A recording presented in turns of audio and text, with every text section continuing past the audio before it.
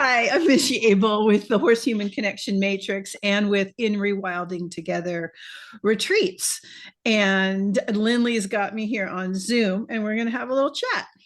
Hey, awesome. And I am Lynley Welte with Lynley Welte Coaching, EFT practitioner and mindset coach. And we are here today to talk a little bit about our upcoming retreat and share why we're excited about it. Yeah, I've been thinking about this for so long, and is only when I finally set the intention to make Mhm. it happen that the pieces started to fall together. And God or spirit or whatever you want to call it kept bringing me people and talking about healing retreats for a good long time.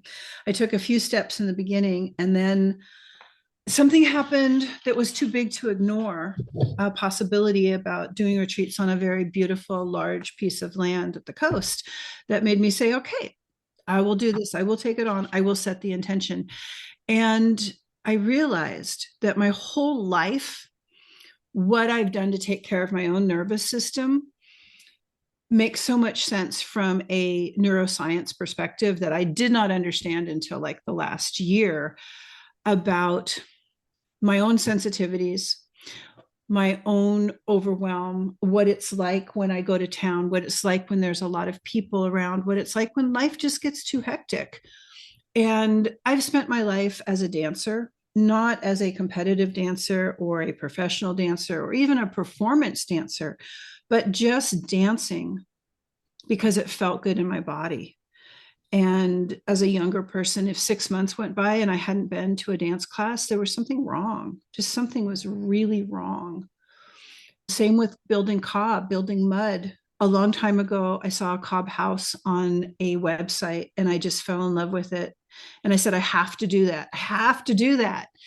And what I found is that the process of being in the mud all day was really calming, that this really forgiving building material allowed other people to learn life lessons about being hard on themselves, about community work, about many hands make light work, about approaching problems in making a building both as form and function, and having conversations about it and hearing from everyone. All of these things that I've done in my life have led up to this moment, have led up to leading retreats, have all the work I've done with horses, 10 years of dabbling in equine assisted learning and teaching leadership to people through horseship.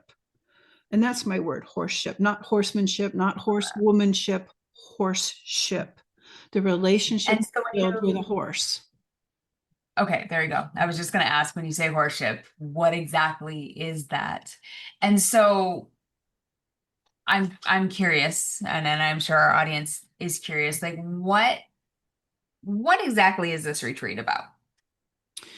This retreat is about ancestral rhythms like dancing, drumming, sound baths, observing in nature, forest bathing, dropping into a place where we slow way down. Mhm. And it's in that place that we understand ourselves better. We understand our motivations. We understand our emotions. We understand how and why we are connecting with other people. And why do you think that's important right now more than ever?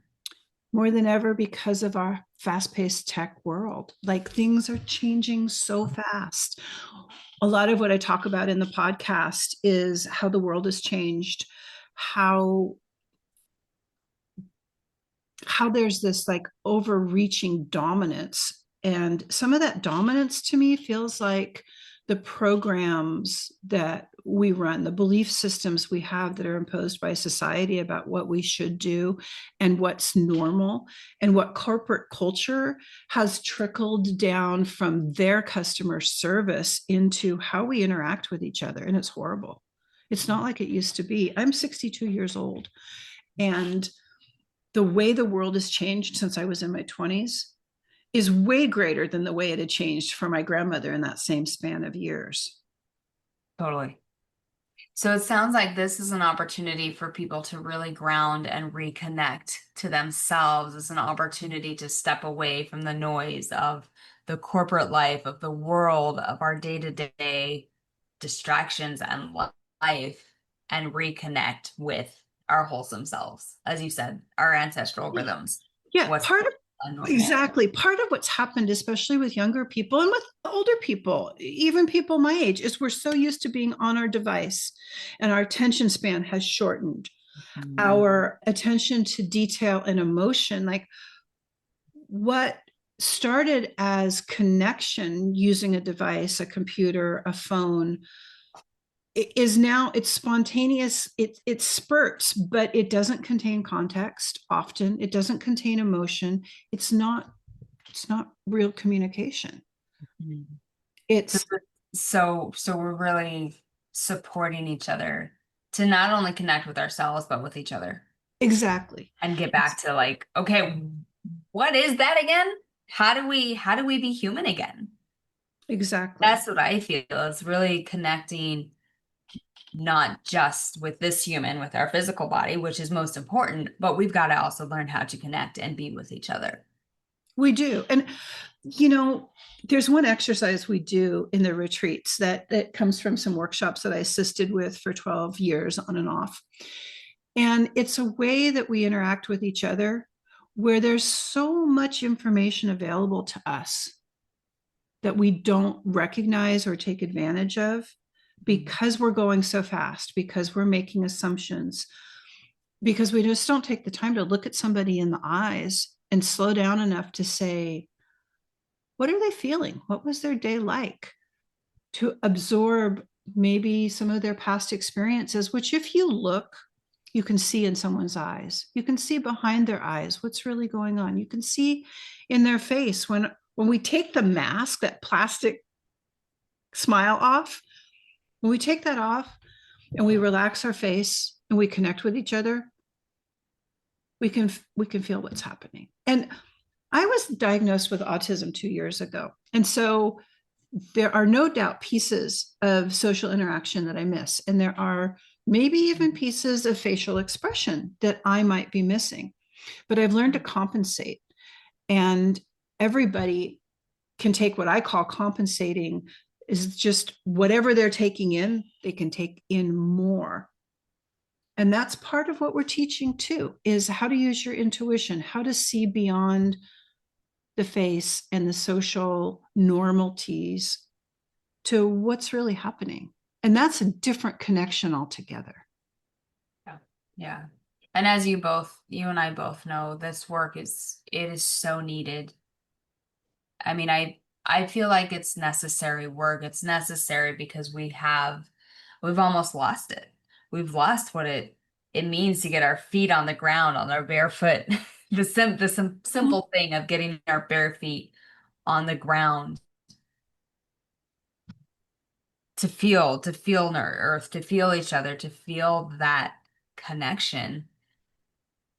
And so can you just share a little bit about, logistically, where is this retreat happening? How long is it? Anything? Sure. So When is it? the first retreat is 2.5 days. It is October 10th through the 12th. Mhm. We begin on Friday evening and we end on Sunday afternoon. People are invited to stay at campgrounds and lodging near the site, which is in Glide, Oregon. And it's a beautiful 10-acre farm. There are horses and there's a creek. So some of the elements of the retreat are ways to connect more deeply with each other, interfacing with horses, interfacing with somatic movement, interfacing with somatic movement and horses, which is really exciting. That's And awesome. some art envisioning and working with intention. Like, I'm a huge believer in intention, which is where we started this conversation. It wasn't until I set the intention that things began to fall into place. And I want to be able to teach other people about that too. That's exciting. Well, I'm very excited. I know that the work that you do with horses, the work that we've done together, just one-on-one, also in the groups, has been life-changing. There's so much that the horse work has to teach us about ourselves, about each other, and it is my hope that this is something that becomes more familiar with people, what it is that we can learn working with with horses with each other, and creating that space where this isn't a new thing, but this is something that is more common and more understood. Absolutely. So I can speak a little bit to that. The timing of this is absolutely amazing. There's a movie coming out soon. It's being marketed dribbled little bit by bit. It's called Rescued Hearts.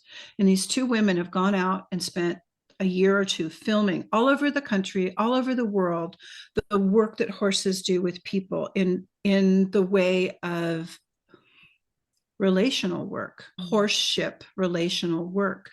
And they are wonderful healers. And it goes both ways. There are horses that have been abused and neglected that need people as much as these people need horses. And the magic that happens when they come together is it blows my mind. So many amazing stories. And horses have taught me about how to open my heart. They've taught a lot of people this. There's a heart resonance, a heart math that happens with horses. They teach belonging because no member of a herd doesn't belong, even when leadership is usurped for the good of the herd. That former leader is still a trusted consultant in the herd. I mean, that may sound like a big word to think about horses interacting that way, but they actually do. They have intelligence levels and emotional intelligence that most people just don't understand.